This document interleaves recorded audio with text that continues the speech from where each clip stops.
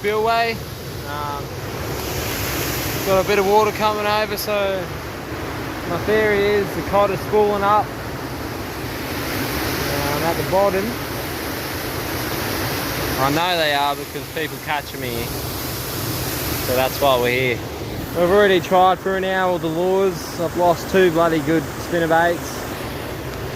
So yeah, I think I'm going to give up with the lures. I've had 2 good bites on the chicken already. This cunt. Check out these little cunts. Bro, they're little Murray cods. Little cutty. Where is it?